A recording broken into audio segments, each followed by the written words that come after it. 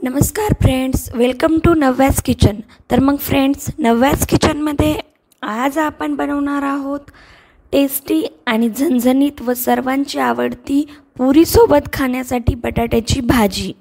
तर ही भाजी कुठल्याही पुरीसोबत खाण्यासाठी आपण बनवू शकतात. तर तसं तर मग पुरी सर्वांचीच फेवरेट असती. तर हॉटेल स्टाईल भेटणारी ही पुरीसोबत खायची आपण आज भाजी बनवूयात.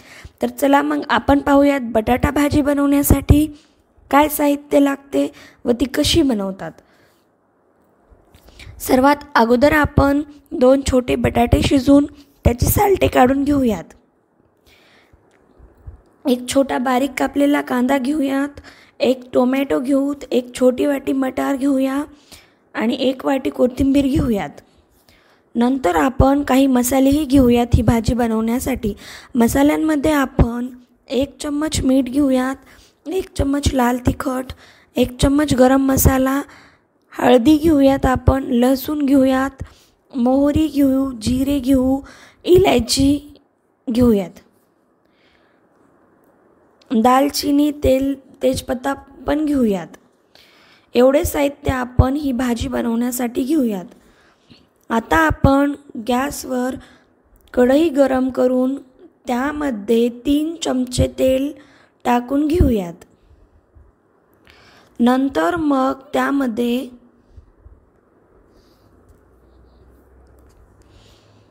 बटाट्याचे काप टाकून व्यवस्थित बटाटे तेलामध्ये फ्राय करून घेऊयात. 2 मिनिट बटाटे व्यवस्थित फ्राय झाल्यानंतर आपण ते बाहेर काढून घेऊयात. उरलेल्या तेलामध्ये आपण जिरे, मोहरी, इलायची, दालचिनी आणि तेजपत्ता टाकून घेऊयात. आपण ते सर्व व्यवस्थित फ्राय करून मग त्यामध्ये आपण बारीक कापलेला कांदा टाकून 3 ते 4 मिनिट कांदा व्यवस्थित परतून घेऊयात. कांदा तोपर्यंत परतून घ्यावा जोपर्यंत त्याचा सोनेरी कलर होत नाही. नंतर मग आपण त्यामध्ये लसूण पेस्ट टाकून घेऊयात.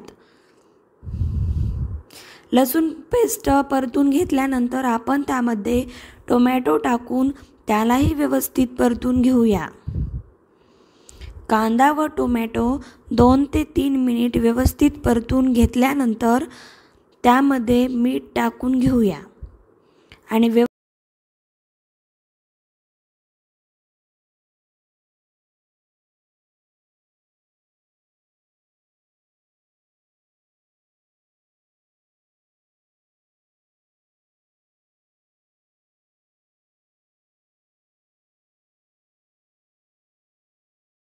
टाकून घेऊया आणि व्यवस्थित मिसळून 2 मिनिट झाकण ठेवून हे सर्व एकजीव करून घेऊ.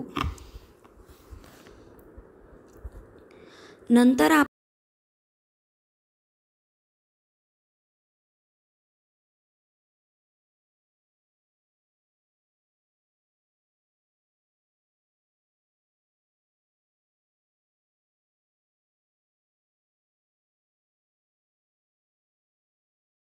त्यामध्ये मटार टाकून घेऊयात आणि त्यालाही व्यवस्थित परतून आपण घेऊयात.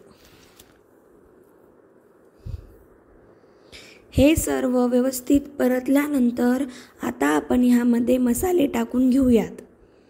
तर मग मसाल्यामध्ये अगोदर आपण त्यामध्ये 1 चम्मच हळद टाकून घेऊया आणि नंतर मग थोडंसं हिंग पण घालूया आपण आणि नंतर गरम मसाला व लाल तिखट टाकून हे सर्व मिश्रण परतून घेऊयात.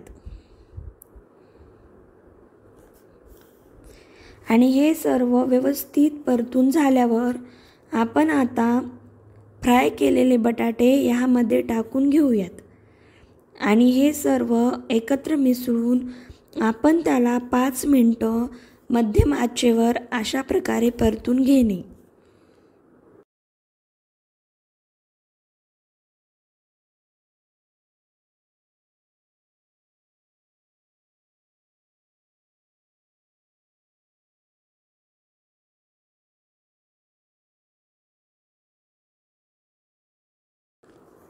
आता आपण ह्यामध्ये 1 ग्लास पाणी टाकून घेऊयात.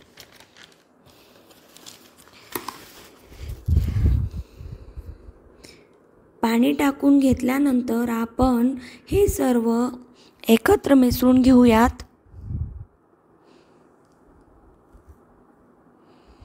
आणि नंतर मग आपण कढईवर झाकण ठेवून ही भाजी 10 मिनिटासाठी मध्यम आचेवर शिजवून घेऊयात. तुम्ही पाहू शकतात भाजी एकदम झणझणीत दिसते. तर मग आपली हॉटेलमध्ये भेटती जशीच्या तशी भाजी बनून तयार आहे. तर मग गाईज, कुठल्याही सणाला पुरी भाजी करायची असेल तर मग ही भाजी आपल्याला वेळेत काम देईल व खूप टेस्टी पण लागेल पुरीसोबत.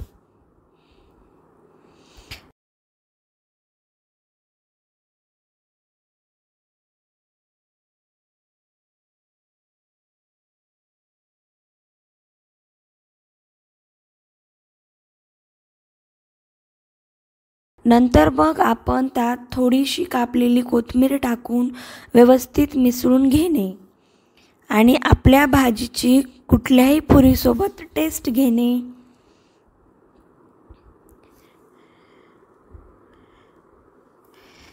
तर मग फ्रेंड्स, कशी वाटली तुम्हाला माझी ही रेसिपी?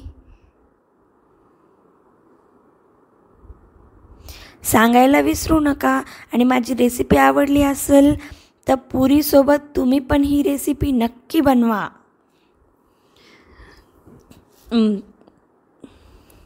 आणि माझी रेसिपी आवडली असेल तर माझ्या रेसिपीला लाईक, कमेंट, शेअर आणि माझ्या चॅनलला सबस्क्राईब करायला विसरू नका.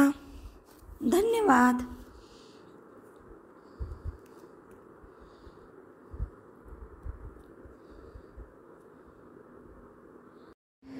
तर मग फ्रेंड्स, आणखी भेटूया अशाच नवनवीन रेसिपीसोबत. धन्यवाद.